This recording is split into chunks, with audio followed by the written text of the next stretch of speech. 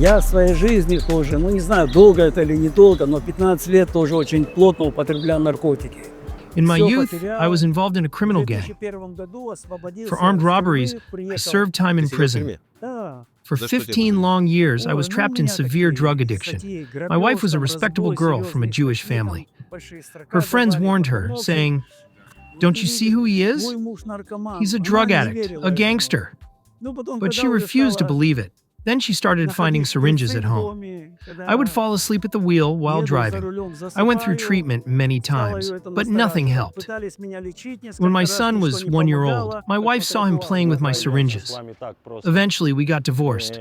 I lost everything. Водки здесь боятся. The Lord says that before something new can be built, the old must be completely destroyed. That's exactly what happened in my life. Everything collapsed. My family, my job, my health. Everything was lost. I ended up on the streets. At that time, I had just been released from prison. Some people placed me in the apartment of a believer, saying, "Stay here until we find money and drugs for you." But this man started praying for me. It was a small room. He gave me his bed to sleep in, while he knelt beside me and prayed for my salvation. The first time I entered a church, I was shocked to see some of my old acquaintances from my past life.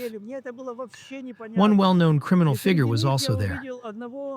I asked him, "What are you doing here? Did you get lost?" "This is a church." He looked at me and said, "If you can show me a better way, I will follow it." His answer sobered me.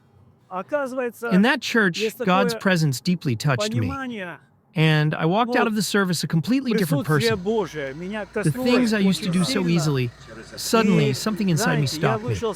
A new inner voice was guarding me from sin. Today, with all my strength, I try to serve in rehabilitation, helping people who were once like me. I lead the Aviv Center in Tel Aviv, a rehabilitation center, and a humanitarian mission in Ashkelon. God restored the family I once lost. What God unites, the devil has no power to destroy. If we remain faithful to Christ, God will make the impossible possible.